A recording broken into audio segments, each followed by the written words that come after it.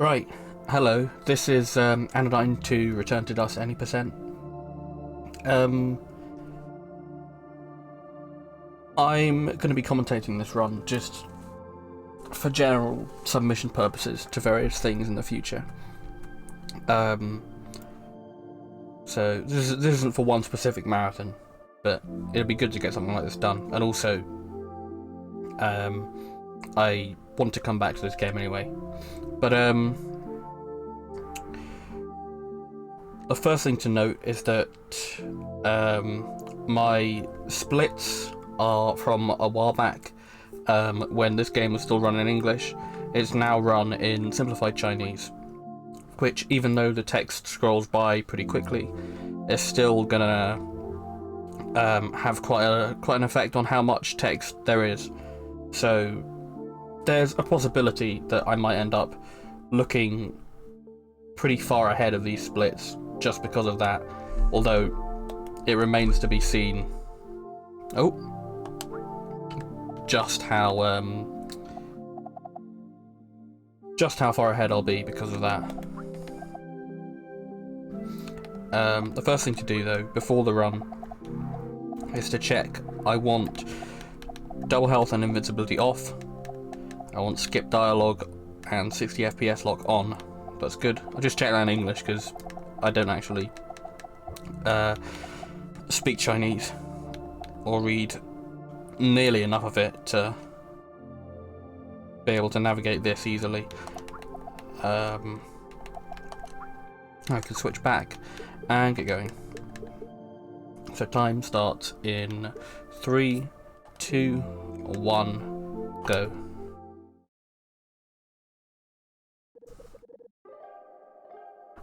Start off with a little cutscene.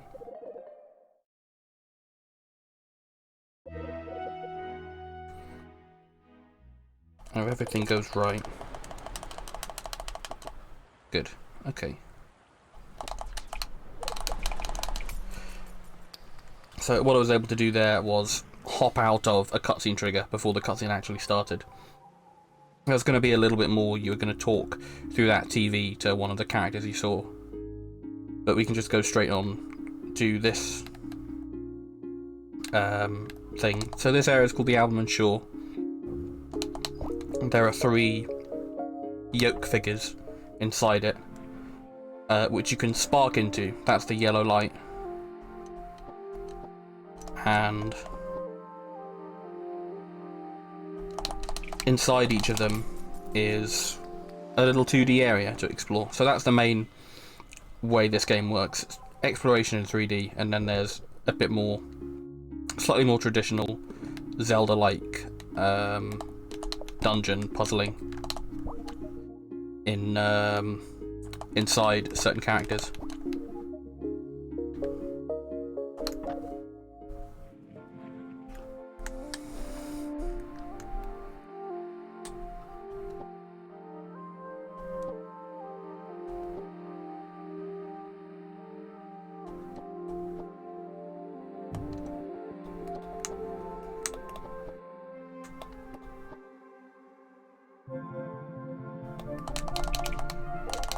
Oh, I want to mention, by the way, this game has a photosensitivity warning. That's quite important, and I will note that in the description as well.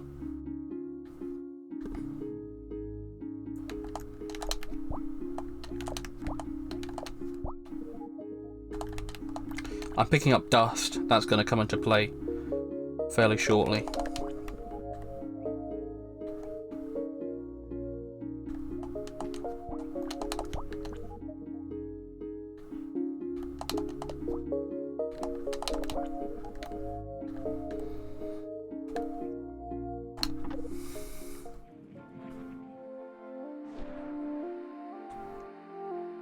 Alright.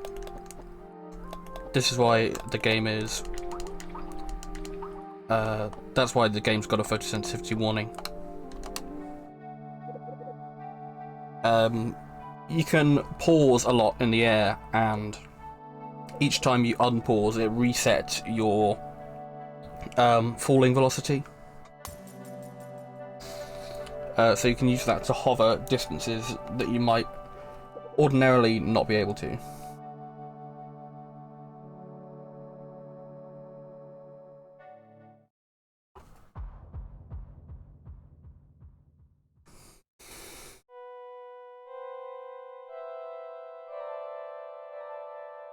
Just making our way.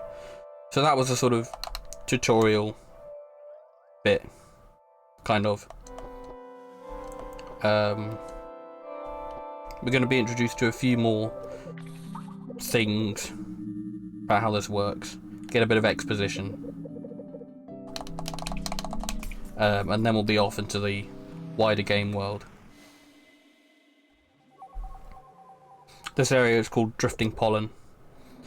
The lore of this game is that there are there's an infection, sort of plague-like thing called nanodust, which is out to one moment.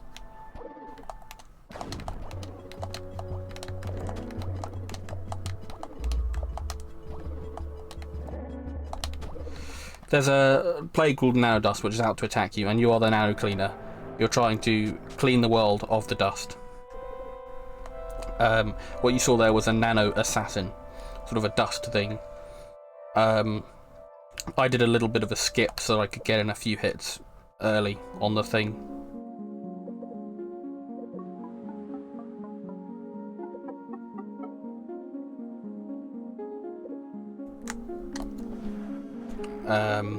You'll be able to see me. There are a few more nano assassins that you'll see, and you'll be able to see me skip some of them completely.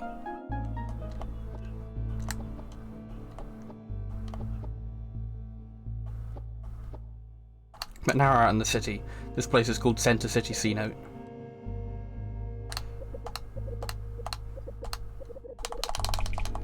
We're in the house of one Mysterio Wiesel.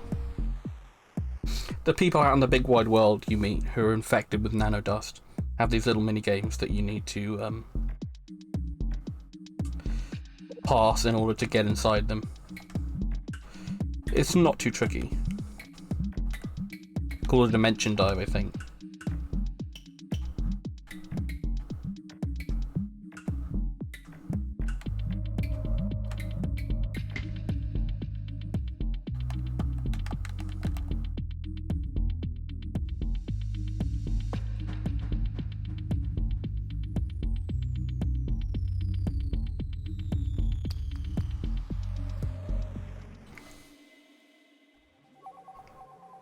Right, so the first major dungeon 2D section of the run now.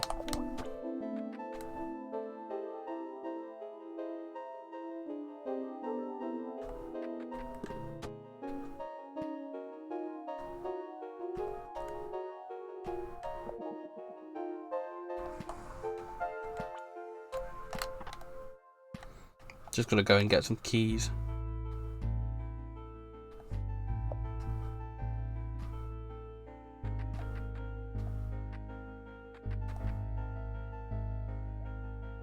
Those baby slimes, instead of killing them, you want to really avoid killing them, because if you kill them, gates to other areas get blocked off. They are innocent and must be protected.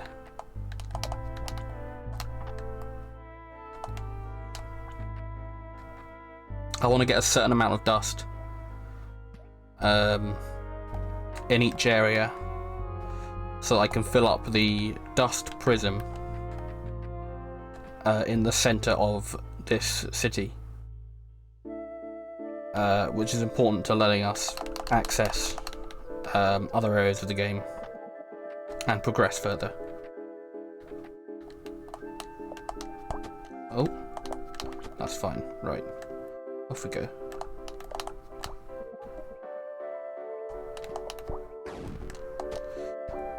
So I just kill the ones that I need there, and then I leave and go back in to reset the is the baby slime dead trigger. Skip that nano assassin completely using a well-timed hit.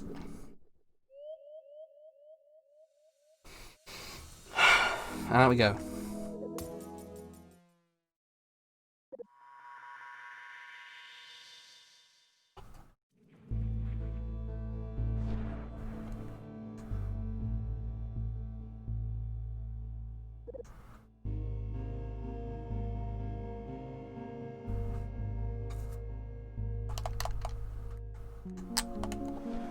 Now I can leave the house. Next area of interest is this construction site. Oh yeah, I didn't mention you can turn into a car. You can turn into a car. Very helpful for getting around. This is Bran Maligden, who is... So the dust sort of amplifies base desires of various people. So Bran, affected by the dust, is very angry. And we need to help her out. So we're going to shrink inside her and clean her. I've heard this game compared to Psychonauts in its structure and its sort of mechanical ideas. I've never actually played Psychonauts, so I can't say too much on that, but from what I've heard, pretty much, yeah.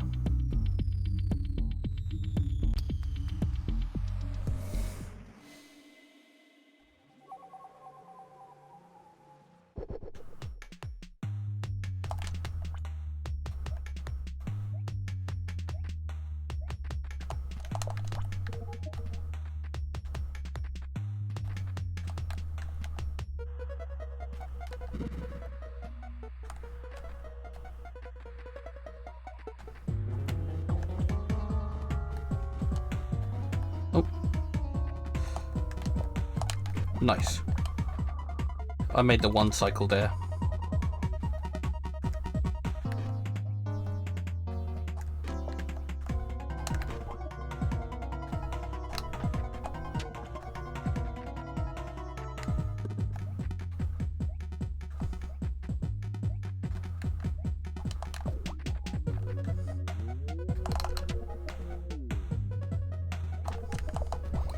These blue baby slimes, don't actually need to protect them, but they do help get rid of the fire. Only use one of the two though.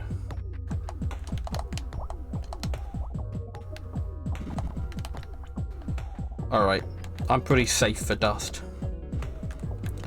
I want at least 50 by the time I leave this area. But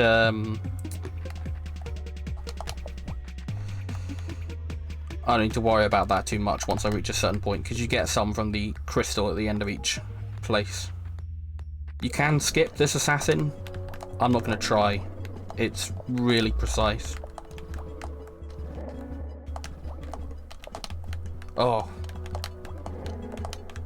Okay, good. That could have gone better, but that's fine. I'm going to get that, just so I can be a bit ahead.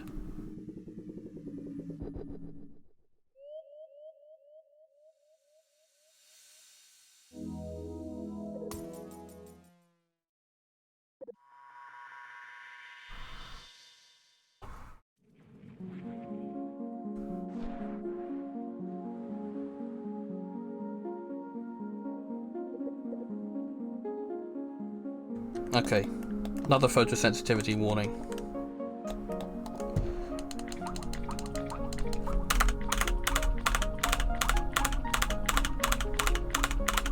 Just gonna glide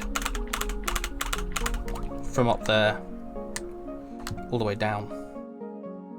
We need to go and empty the vacuum's dust canister, so that we can pick up more. It's got a maximum of 60 at the moment. So we just got to make a trip back to the middle.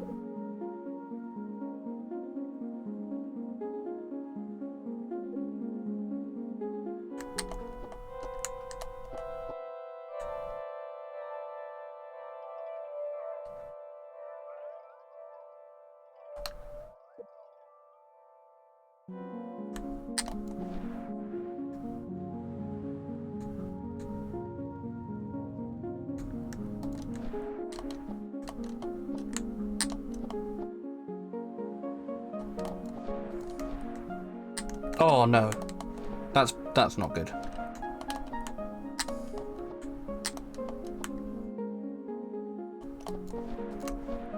There we go. Okay. This is Gustine Papellum. The dust has overwhelmed her sense of taste.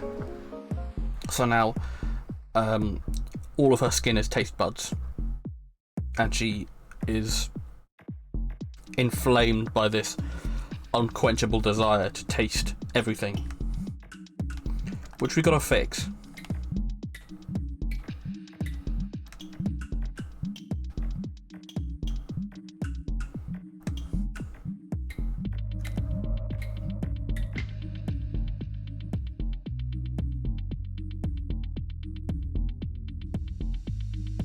I think one of Gustine's mechanics, there are lots of tongues with levers that you can pull in this area. Hold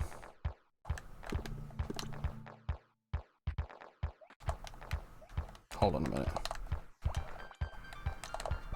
There we go. Gotta make sure I do that the right way around.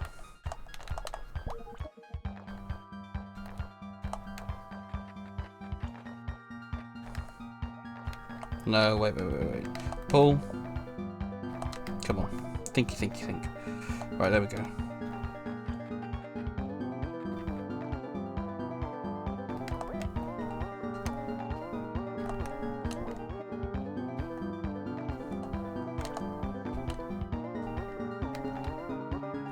There we go, okay. And to open this gate, uniquely, you gotta lick that one creature. I don't think there's any other interaction quite like that in the rest of the game.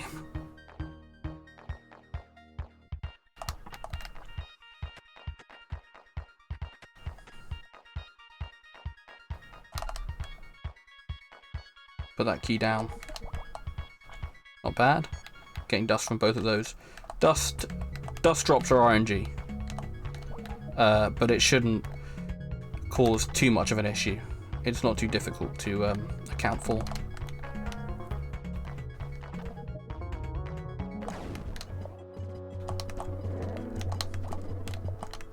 Oh.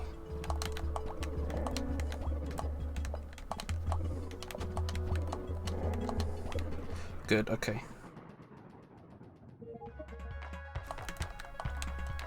That could have gone better, but it's alright.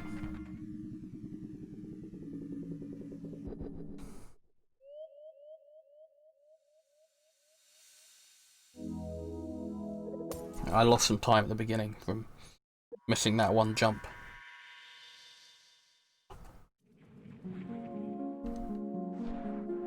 Gonna have a bit of cutscene here.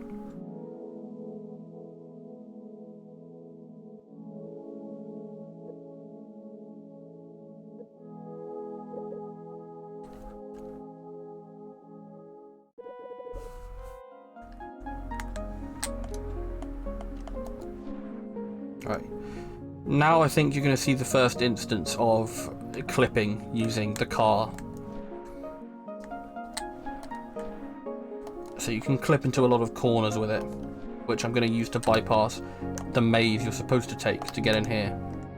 These creatures are called Guams. You need to talk to all 4 of the babies, and then you can talk to the mother. And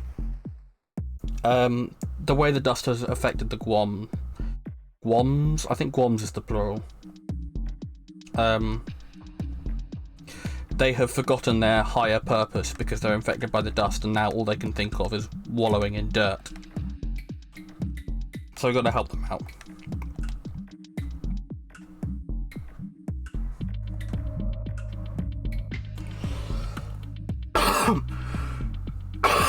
Excuse me.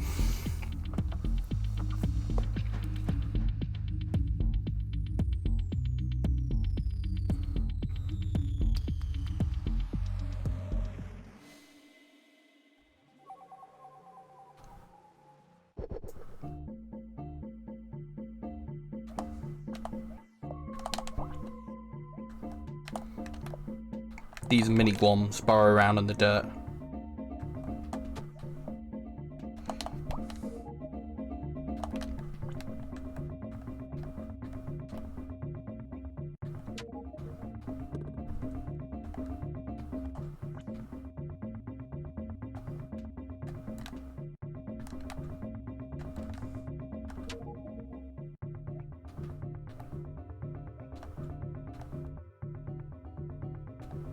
Alright. In here,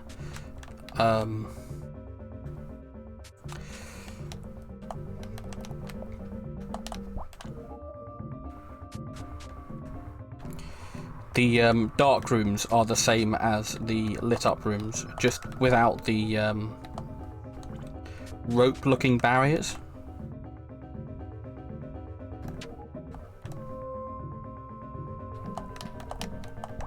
Alright, I'm good on dust now.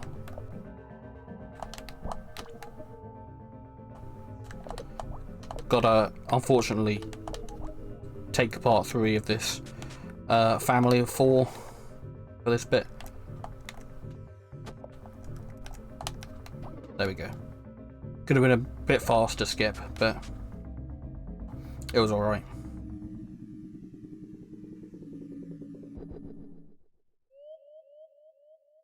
Yeah, I'll manage. Will I manage? Ooh, no, I don't think that's good.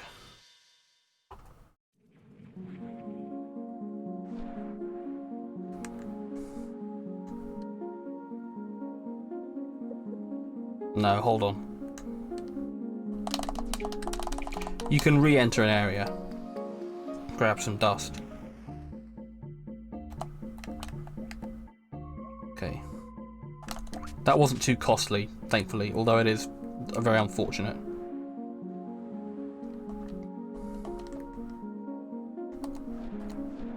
Oh, can clip out here. Slightly awkward because it's a very shallow corner.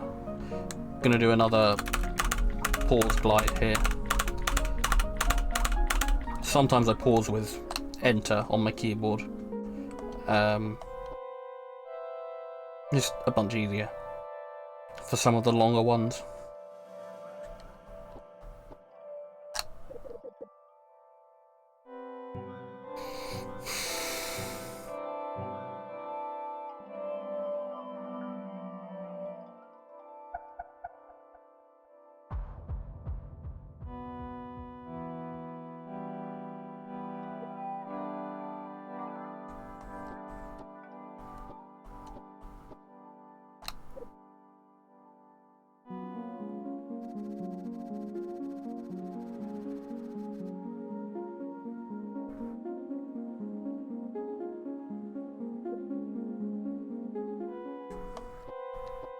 Importantly, I have to remember to talk. If I don't talk to those 2, you can't actually leave and go out of the city. You have to make sure to hit that trigger.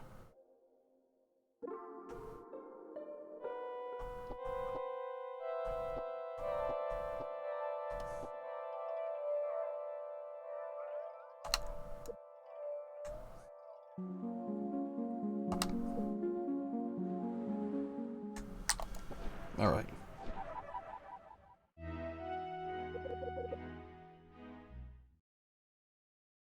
From here on out, the game gets a bit more text heavy. So, if I'm going to see some benefits from switching to simplified Chinese, I would expect to see the bulk of them coming up in the next half an hour.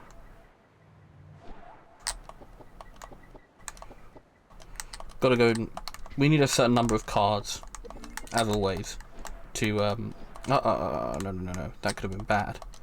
Fill up the. Why am I slipping? Fill up the prism. Some of them are now in 3D. That was very weird.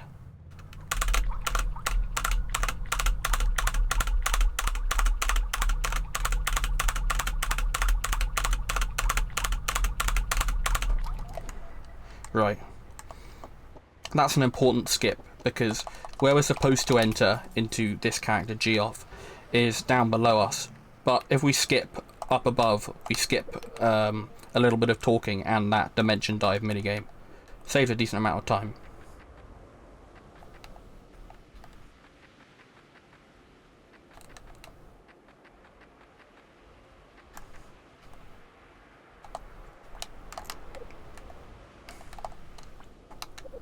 In order to progress in this area, to unlock each of the gates, we need to get the dust off of each of the gravestones. in each room, and then talk to them.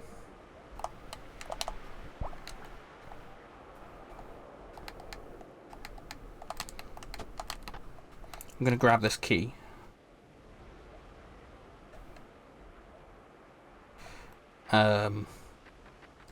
And it appears I'm going to leave the area. I will be back in, and the key will reappear with me later.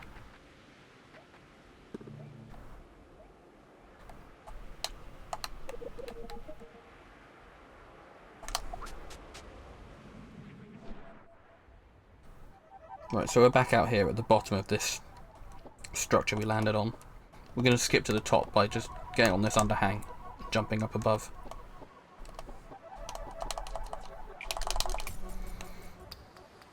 And now we're in the colourful world with the sad music.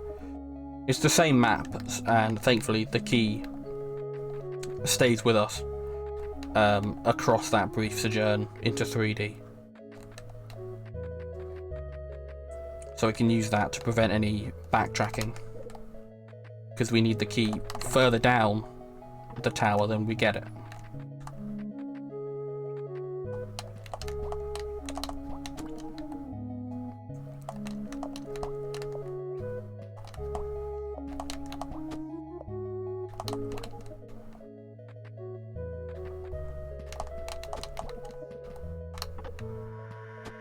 Oh.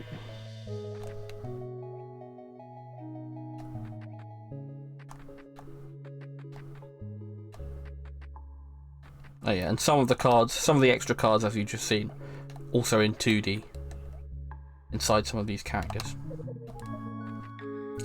There are a few extra people in this second trip up the 2D level, like that girl on the left. But we don't need to speak to all of them. If they didn't have a gravestone, you don't need to speak to them. Except for this one. He did have a gravestone, but we don't need to speak to him.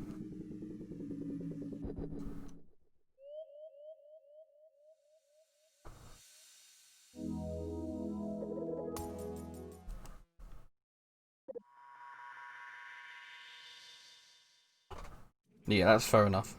Run could have been... well, split could have been better. Not going to say run could have been better yet.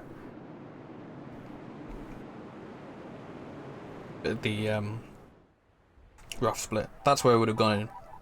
That's the character. Geoff, his name is. Gonna hop up this steep slope. Up that specific bit, you can get enough grip to hop up.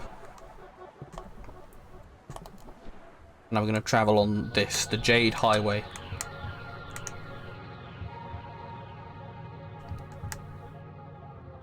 This whole area is called the Blue Veil, by the way.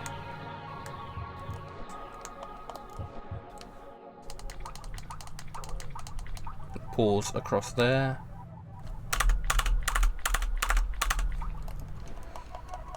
Hop, hop.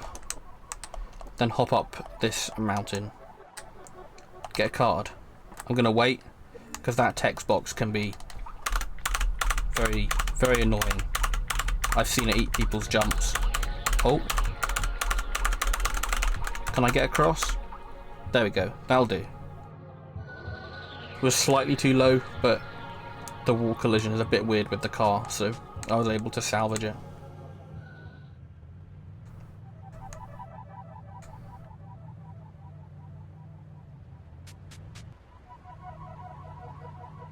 So I've collected 4 cards since I've been up here.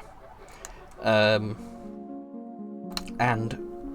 each time you get 4 more cards, you need to go and upgrade the dust prism so that it can hold more dust, so that you can clear the storm and venture outwards.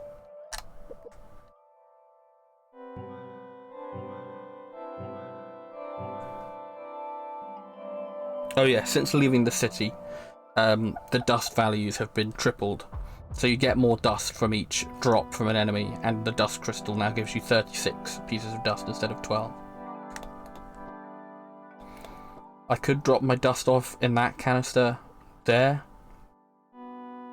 The dust that I can't remember what it's called exactly, but I'm going to do it in the one that's conveniently placed up top in the Vale, just to save moving around that the center sanctuary room a little more. By the end of the Blue Veil, in which there are 3 characters, I want to have, between the dust prism and my vacuum, 200 pieces of dust.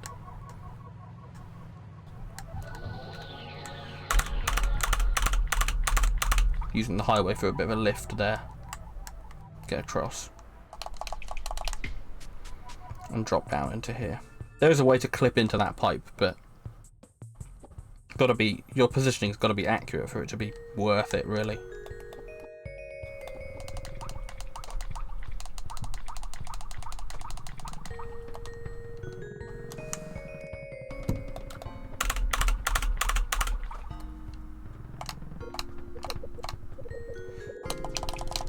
Right, this is Iwasaki Antimon.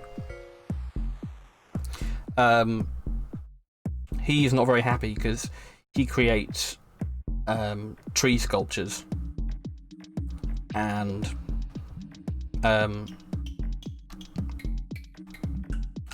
he has been trying to write a letter to his idol, who he calls the Tree Master, the best tree sculptor in this whole place. But he's not getting a response. And he says, it must be the dust. Nova, clean me.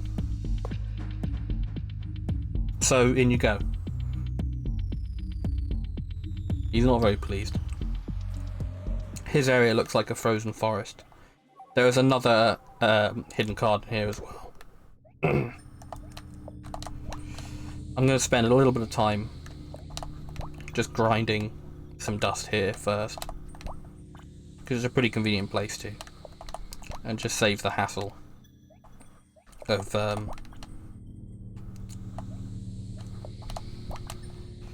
things later, although I wish it had dropped slightly better than that.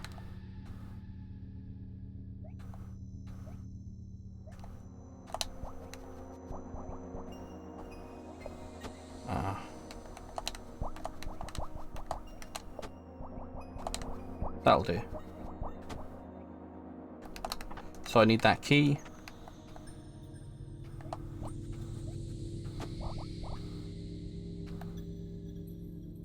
I'm gonna hit that. Nice.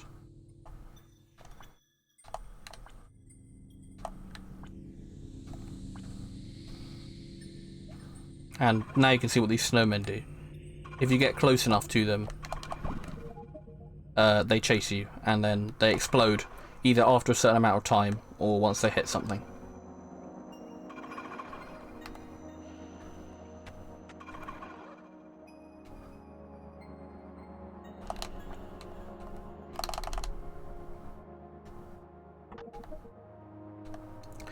Now we can go into the upper area of this place, which is all very pretty.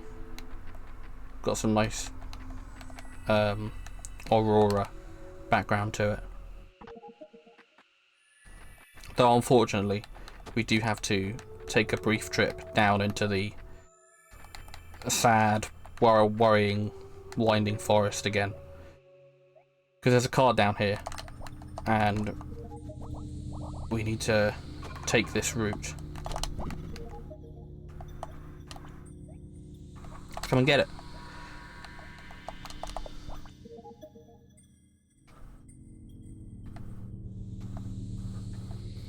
Now we can head up.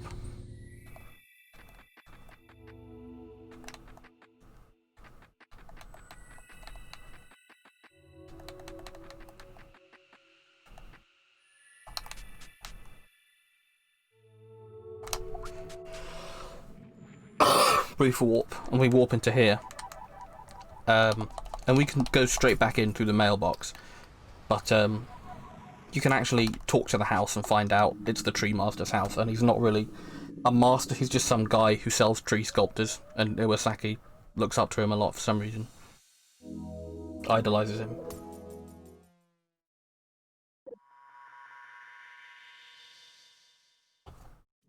But nice. I'm happy with that time save.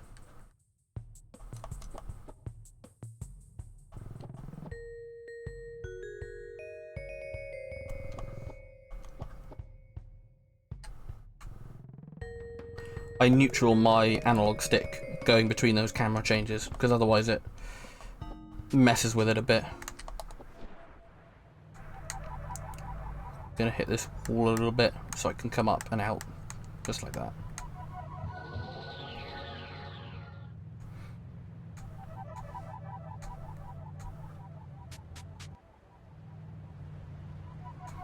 Want to come back here, offload some dust.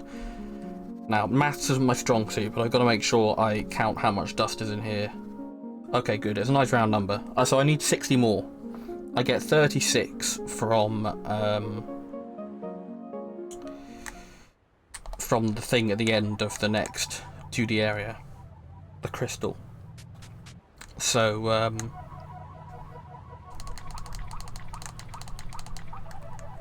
oh, there we go. Right. So that means 24 is what I need in the meantime. That's Lonway and her quote-unquote brother Clonway, she says, is infected by the dust. He doesn't speak much. Does old Clonway.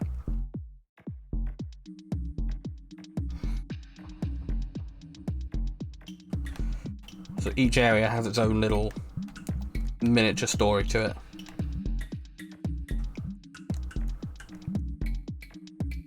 Each 2D area, that is. And then thematically they tie into the broader picture of the whole game.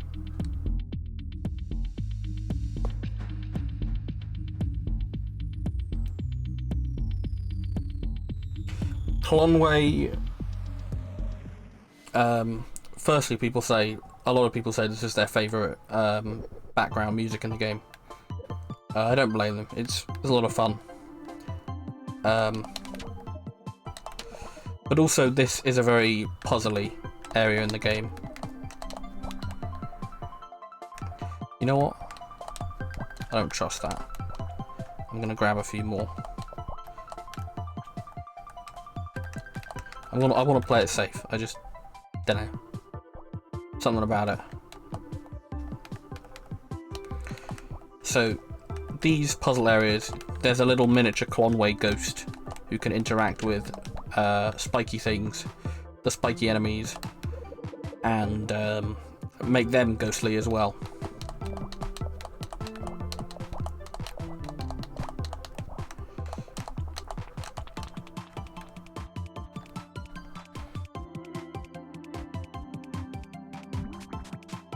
So that's the first test chamber.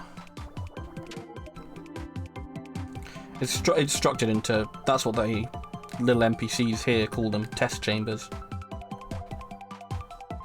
And then you get these, in the second test chamber, you get these teleporting pads.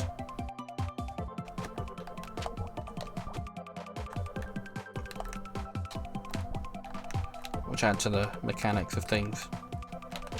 Ooh, that was nice. Got to make sure that your mini Clonway friend doesn't hit the red gas. Also, while you are controlling, while you're in those text boxes, you can still control Clonway's direction, which we call the Clonway spin. It's very important.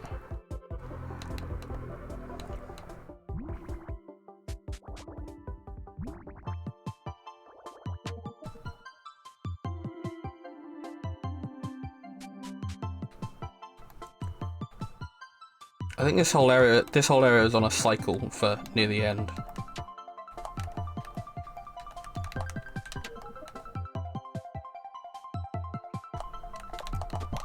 Oh, got bounced backwards.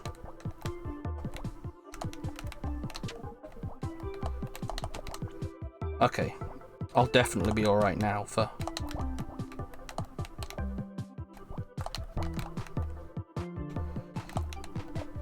I could have played that a lot better, that room, but that's okay. This is the cycle. I'll wait it out. There we go. Clonway spin.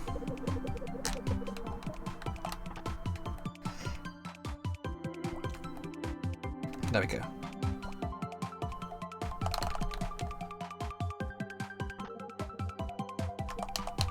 And at the end of each one, there's a Clonway ghost blocking your way, as you've seen. So you need to run them into some gas so that you can get past. And then here it comes, the big reveal. This is when Lonway tells you that Clonway isn't actually her brother. He is, surprise surprise, a robot that she built to test out various theoretical social interactions. And that she created the dust herself as part of the experiments. So she helps you break it up there. Oh, never mind the split. Very important here that I remember.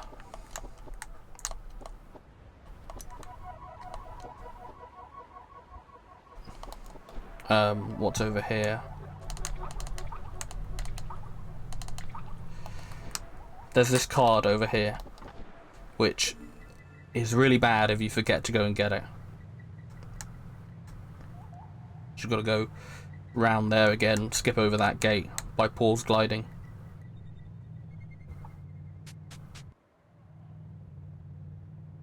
Okay.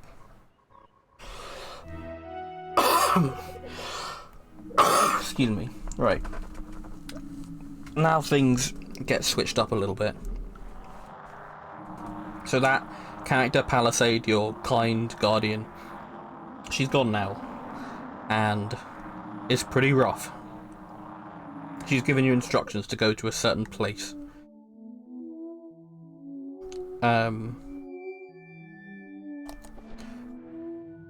In this section of the game, Nova is staggering a bit and she drives slower.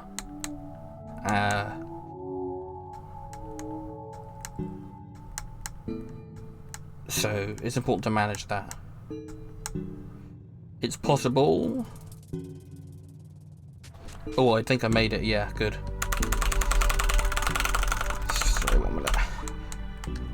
It's possible to make the whole thing in one car trip without you being forced out of car mode if you take a tight line in that second area in Blue Vale East with that big wind round.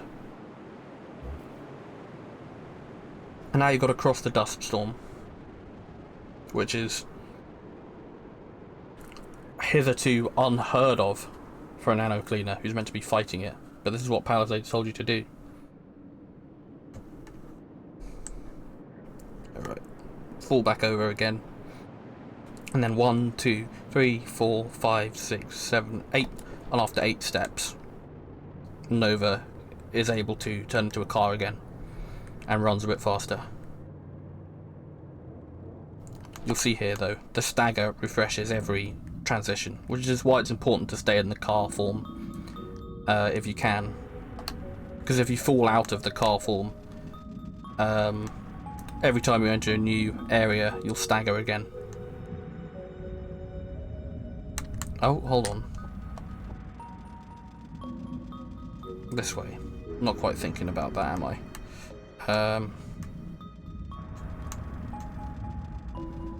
Right.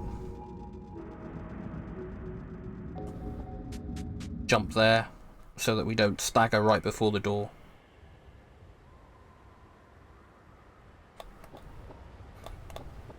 I'm going to jump as much as possible because the timer you're on for falling over again doesn't tick down while you're jumping.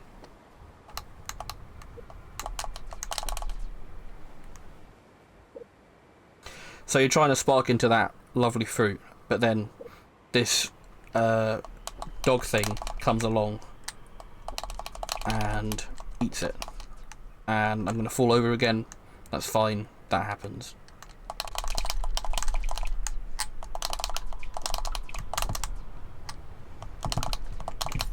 Okay, nice. Now we're in Dustbound Village.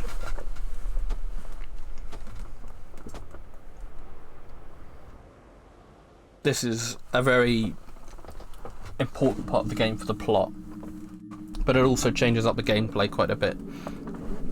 And there are different sections of things you need to do, and also it's a very extended 2D area, unlike what we've seen before. I'm going to hold a direction because it displaces where I am, so I don't have to walk quite as much when I spawn.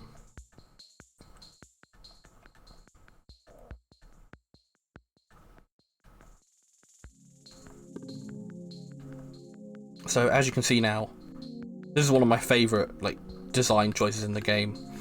The sort of theme of this area is that Nova's world is opening up, and she's seeing things that she's never dreamt of experiencing before. And then suddenly, as you get that in the themes, the world also opens up, and the screen starts scrolling instead of being square by square, which is a really, really nice thematic design touch, I feel.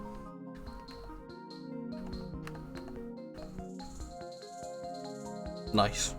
I try and make that clean diagonal because I want to be heading down. This thing is called the Kaikila train, and we've been instructed, hey, you're trying to find the fruit, so you talk to those people a bit, and then you find the fruit. And this is the fruit. It's got a lovely little play set, which according to Nova is a shrine with some serious rituals to do.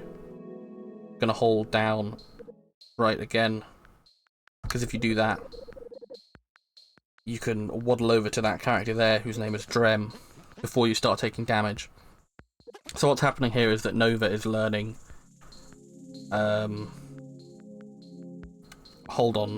What do I need to do? I need to. Basically, Nova learns that she has to eat.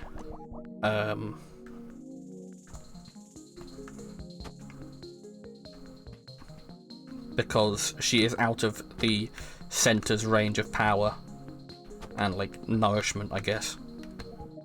So she's been living off the center's power so far, but she can't do that anymore.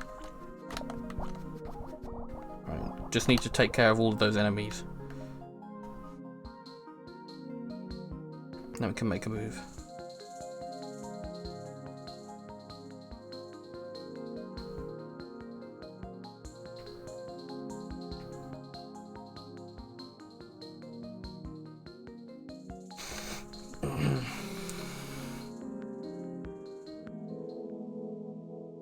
So we get a thing to do each day, and then we come back here and perform the sacred ritual. We're trying to get Palisade back. That's Nova's goal. That's what she believes is going to happen. So you've got to make your way up the stairs. You've got to roll the dice, make your way up the stairs, cross the wobbly bridge, and then chuck something down the slide. Now this bit of the game... Hold on. Did the wrong thing.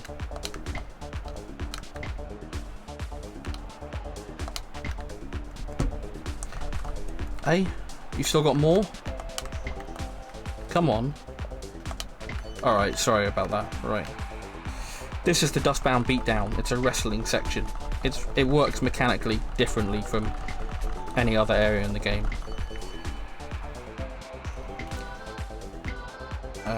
Got these sort of QTEs, I guess you can call them. Did I press the wrong thing? I don't know. Anyway, now I need to... Oh. Chair. There we go. That wasn't very good. But, it's alright. We'll manage. That seed we got at the beginning of the game, get angry. That's important thematically. But there's a lot of thematically important stuff to explain in this game, so... I don't know. Why am I trying to get the dust? I don't need that. I don't know. I don't want to overwhelm people with thematic explanations when I could be explaining cool mechanical speedrun bits. You clear out these enemies. The enemies in this area specifically are called Weederons. It's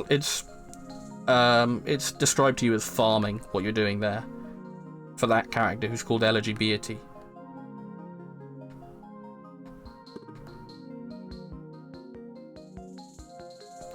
And back we go on the train with legs to the fruit.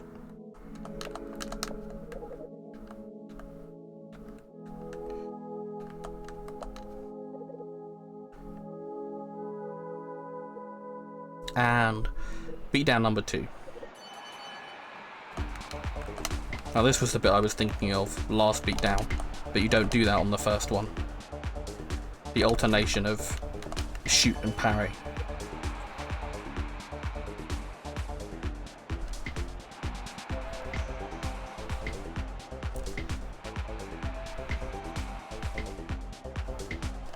Oh no, wrong one.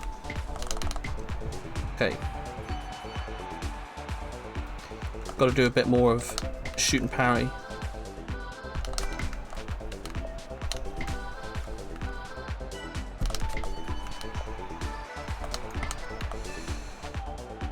Oh, interesting.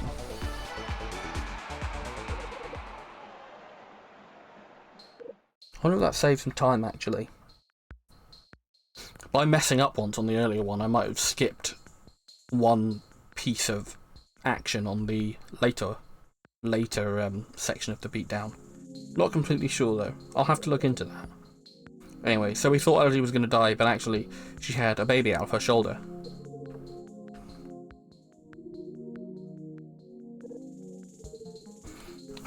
They're playing peekaboo using their ability called dust channeling. Cute sounds here.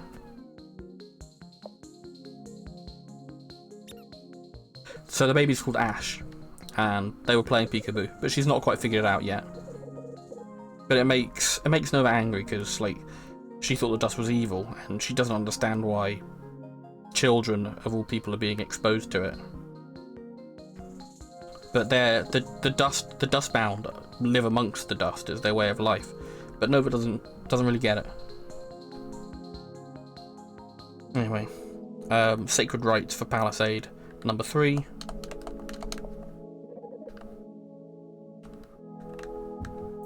Extra sad because Nova decides for this one she's going to sacrifice herself to her job, to being the nano cleaner. Which is not what Palisade taught her. Palisade tried to teach her that all of her mattered. But Nova is very dedicated.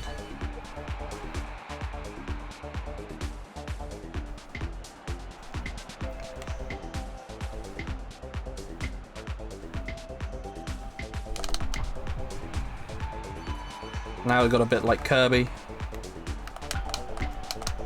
Oh. Oh, come on.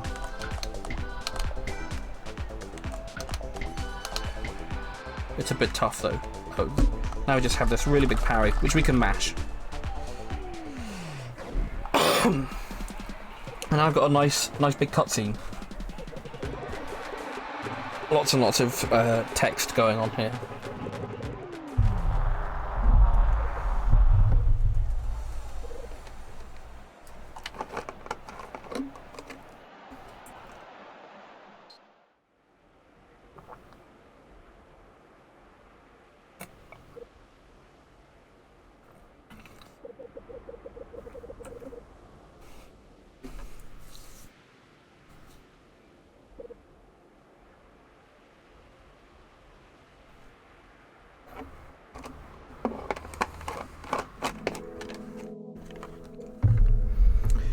And right, so there's all this story stuff going on in this middle, very climactic portion of the game.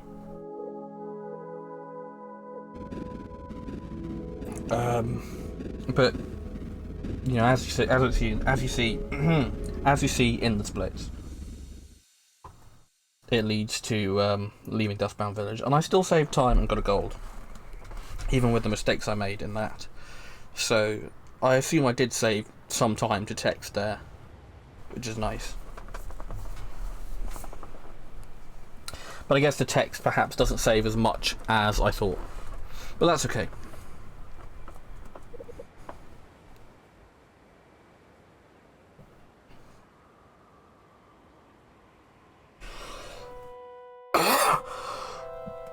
Excuse me.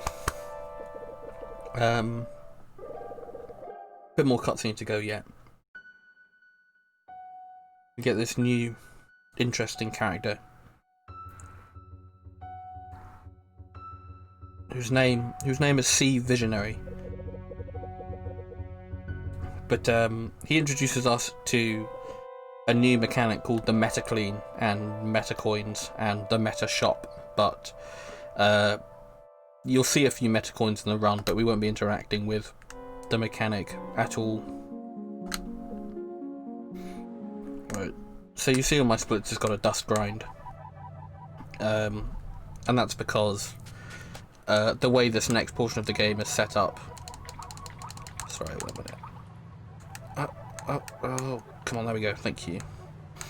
The way this next portion of the game is set up, doing just your one trip to the next area outwards isn't enough to give you the dust you need to trigger the endgame state. So we go here and collect some dust.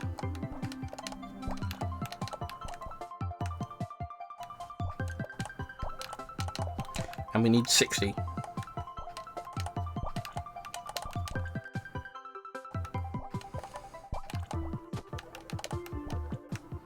This is a pretty good grind. Maybe I shouldn't have said that. I don't know. We'll see how much jinxes actually happen.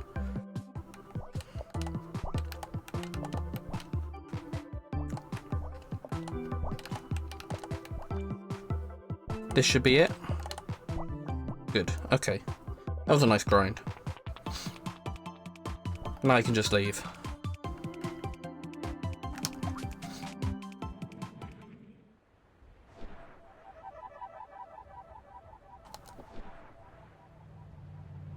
And now finally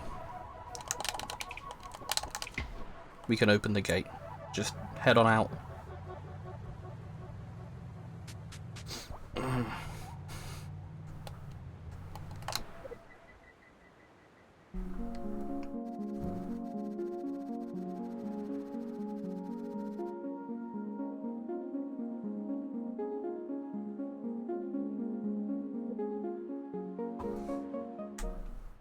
And now we can go out.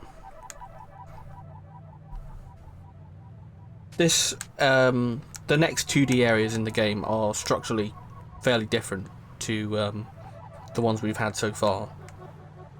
None of them are we going to get a dust crystal just at the end. It's not a beginning to end sort of thing for these next areas.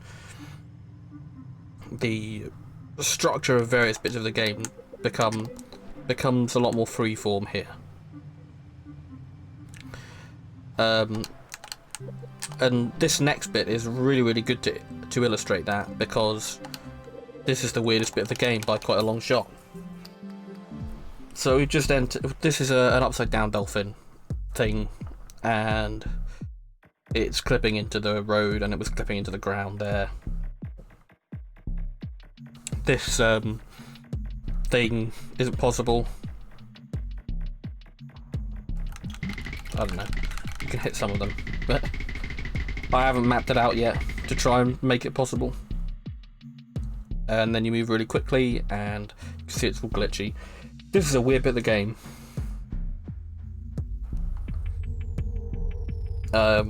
Which is referred to by the devs and sort of in the fan community as meeting the dolphin.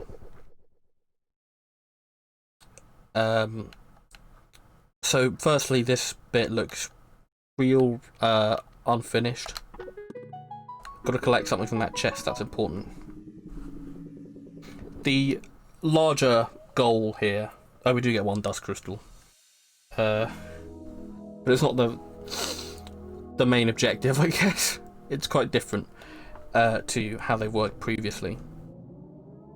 Anyway, the objective of this outer ring of places, called the Outer Sands, is to get 3 things called Trilocks and the Trilock collar base. But first we're going through this isometric weird life sim thing.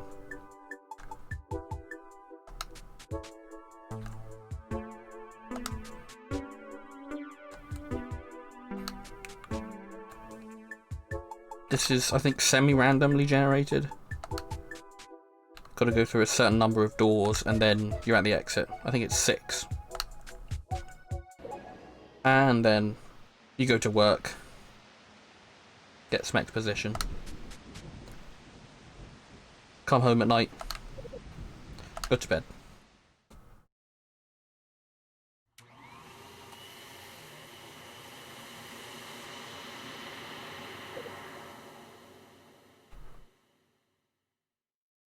And we look out the window again.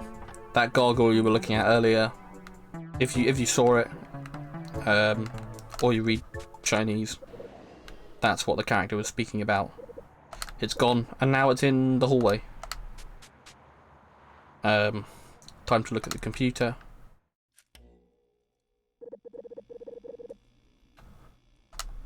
And go to bed.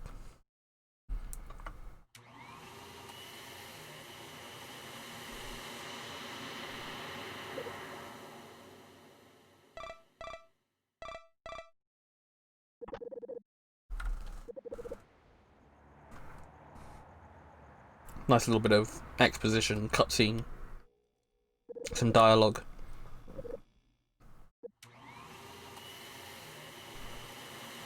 And then there's an honest-to-God horror section, which thankfully we can skip. I'm going to undo that split, because I split too early.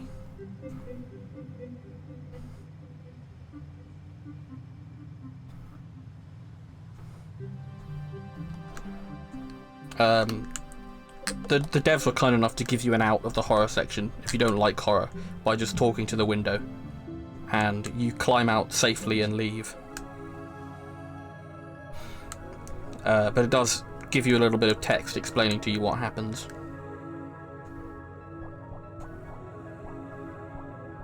Now we're going to this area. We're going to talk to a floating head, which we're not going to see much of. Oh yeah, this place is called the Orb. Orb Sector 4, Sector 4-16-5. So that's great for the Orb memes. I don't know.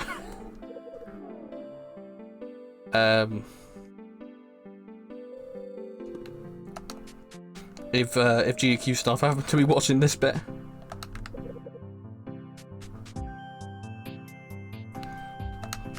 Alright, so there is a way to oh no, hold on. To supposedly get to the dust crystal here, but we don't need to do it because we're just here for the tri-lock collar. The tri-lock collar piece it is. One of the locks. So we just do what we need to unlock that floor of the sector, and then we leave. So unfortunately we don't get to help out Fabrahem, the clothes maker, with their clothes.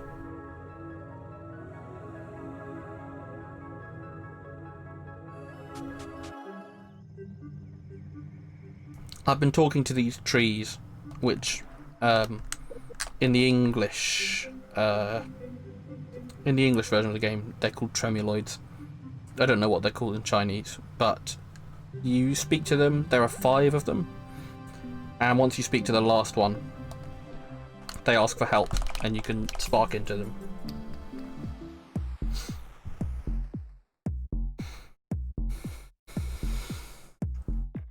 So I've just been doing that between going to Desert NPC and going to the Orb place.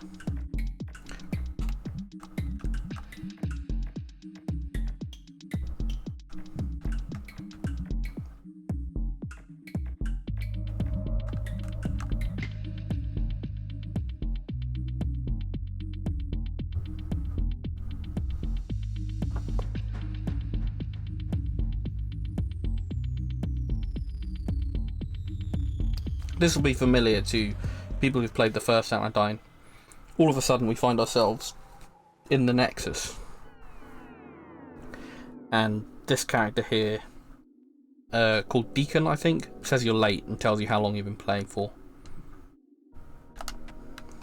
Let me dive in here. You also get a new ability called the Nano Spark, which lets you spark in 2D. and do different things.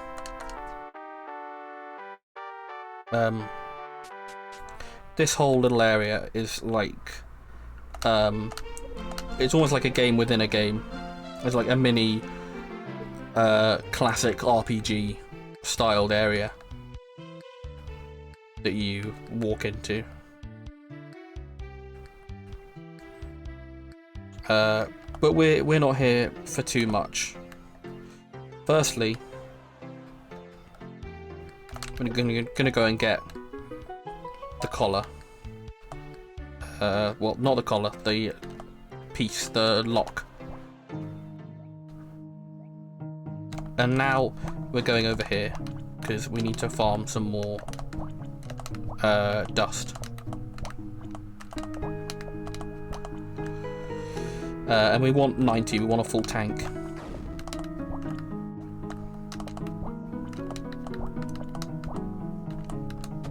Up.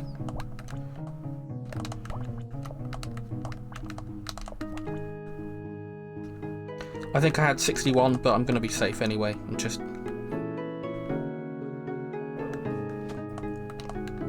rock up to 90.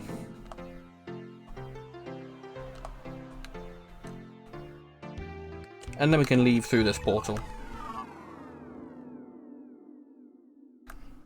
A lot like one of the ones in Anodyne 1.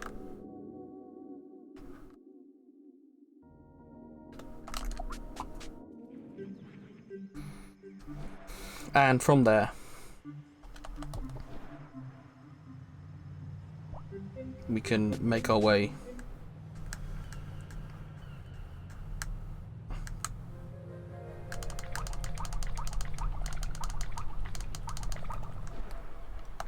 over to this boat. And that's where you get the Trilock collar base. And then we're going back to Dustbound Village with a twist. So just a bit of driving.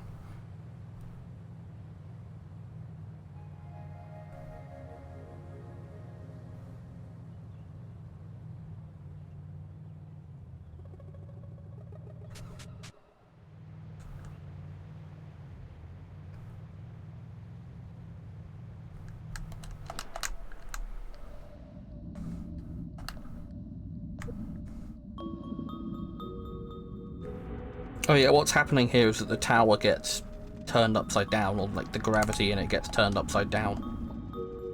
So that's what's going on.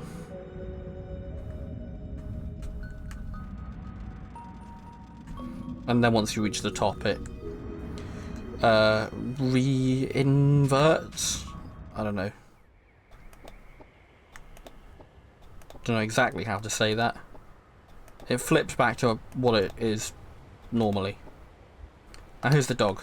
We cleaned the dust out of the dog, so the dog is tame now. You can pet it. Isn't that great? You pet it twice. You put the collar on it, and now you can go back in the dog. So everything looks a bit different here in Dustbound Village. You can see it's Dustbound Village with a question mark now. Here you find out that after you were here, the centre cleaned it up. And also that card that was ripped up was a card of Palisade. And Drem taped it back together for you. But learning all this and getting a conflicting point of view about things makes the Glandilock seed, that seed thing, angry. And Nova wonders, well, what do I do? Do I challenge the centre because I don't think it's as good as I thought it was? Or do I keep working towards the centre's goal? And we're going to challenge the centre because not only is it the proper ending of the game, it's actually also faster because you've got to collect more dust and more cards to do the bad ending.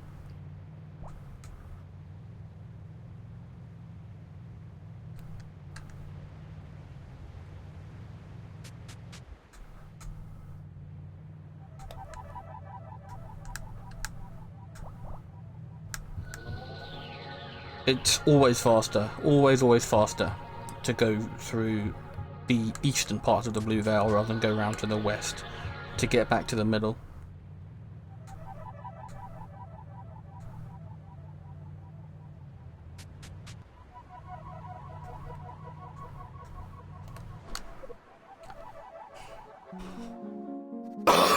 So now, if I'm right, I should have 150.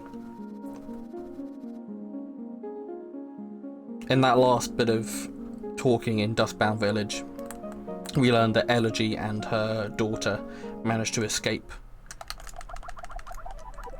being cleaned by the centre. And they taught us to Dust Channel. So now, we dive in.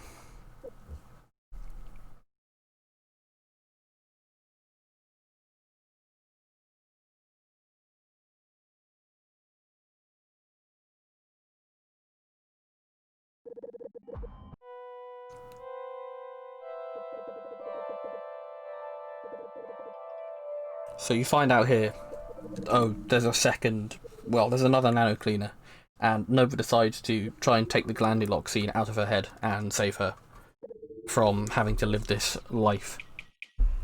Even though she's been told at the start of the game she can't live without it, and presumably neither can this other cleaner. Anyway, we're now inside this cleaner, nano cleaner Zera.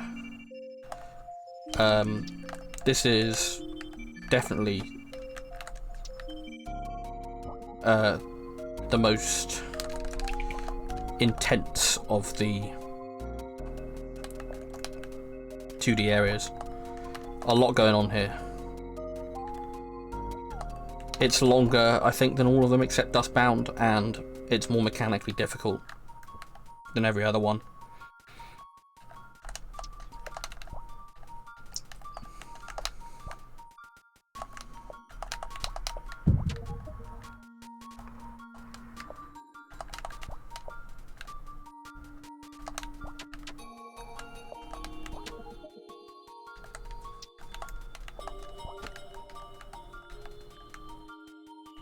I need to swing this thing round. Oh. Good. That'll do. Would have preferred to get that on the first swing, but that's fine.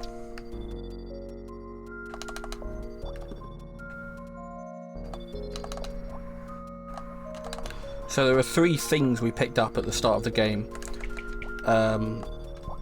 When we were,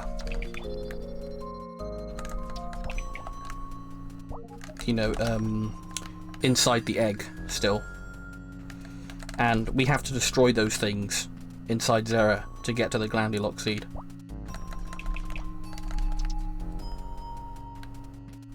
Oh good, that still hit, okay. I was worried I moved too soon.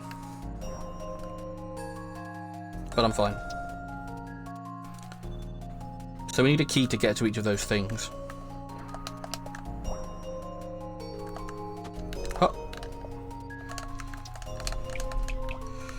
Oh no. Oh. That's fine. Could have been better. I was supposed to pop all the bubbles first, but it's not the end of the world. I'm gonna use these boomerangs to sweep round.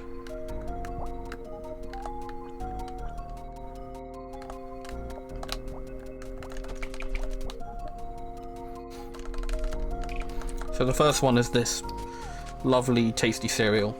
We can actually vacuum these things to stop them moving. And then you just mash until you hit them 10 times.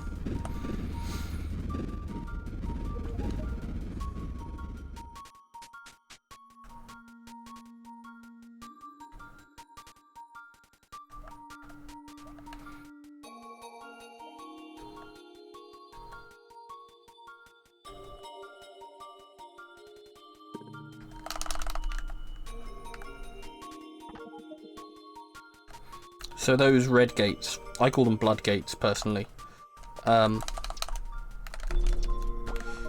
need to take damage to open them.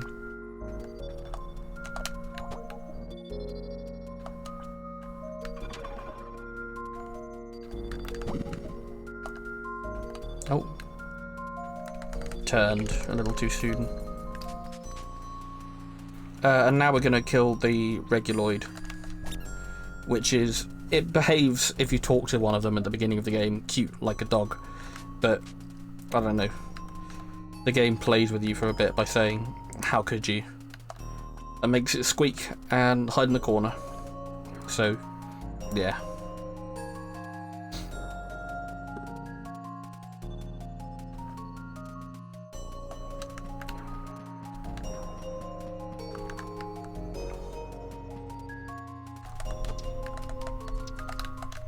Need that.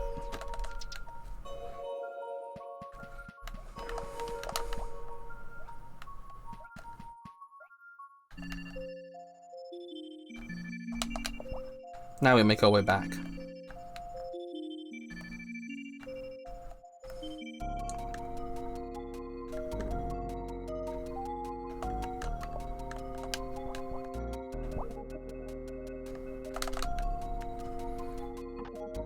This screen asks you a philosophical question, but in reality you can do either of them, either of the answers, and the same thing happens. It asks you who deserves to live more, the old slime or the baby slime. But in reality, if either one of them dies, or if both of them die, you still get through. Now we've got this milk for our cereal. Just hit it until it explodes.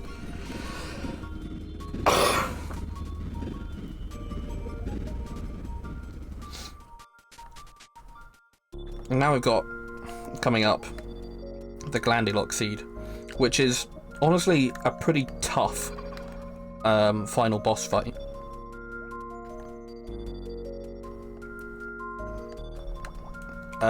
It's a fair step up in difficulty from a lot of things in the rest of the game.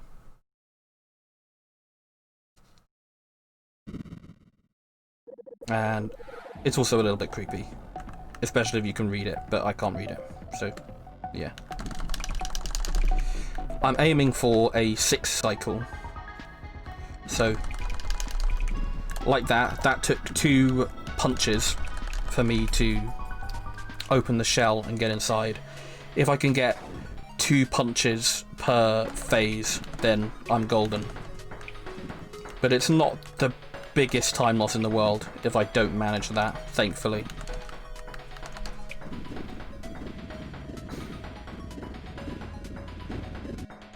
It also does get harder because things start shooting at you, and the punch is shorter each round.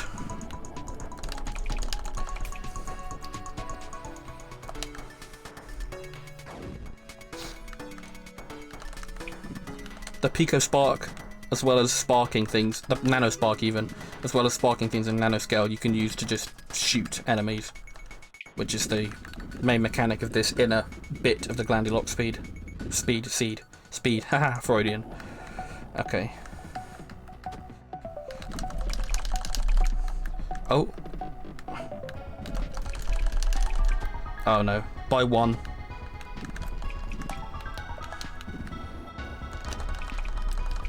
By 1, but a 7 cycle. Could be worse. Okay. This floor does damage to you if you stand on it when it activates each half, but it only does 1 per thing, so it's not really a big danger. And now we've got to suck up the Glandilock seed. Time is very soon. Alright, time, I will call time. Get ready.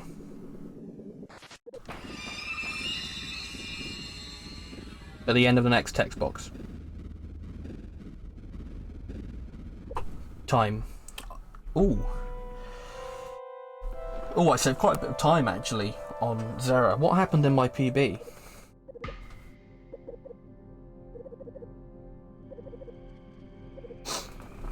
I've still got time to save, but that is actually a world record. So what you just... So aside from the world record anyway, what you just seen in the cutscene Zera died because, of course, she can't live without the Glandilock seed. Turns out they were right. Also, Sea Visionary has had enough of you, and so he's gonna eat you.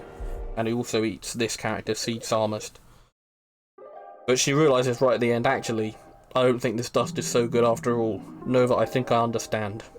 So she helps you out in her dying moments.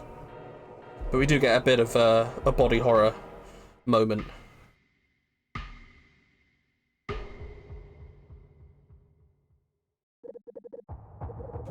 And then we find out, oh, actually, she didn't die. She's just a baby.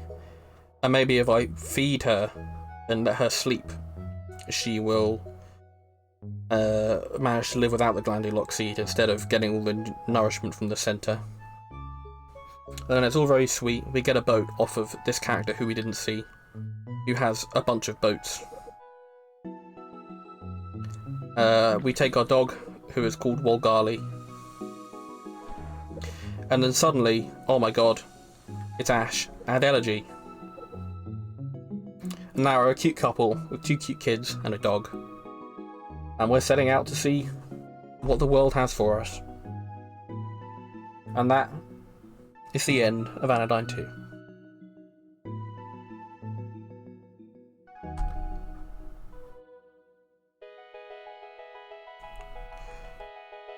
I'm going to scroll through the credits briefly for a few things. Firstly, I QA tested this game. I co-led QA.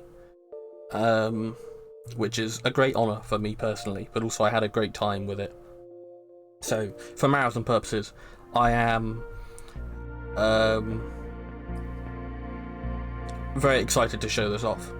I'm sure there are various stories from QA I can share. So the first reason I'm going through the credits is for that. So here I am. This is at the top of the QA list. Shoutouts to all the other QA testers. I'm sorry we got credited after Notepad in the credits, but you know how it is. Nah, I'm only kidding, I'm only kidding.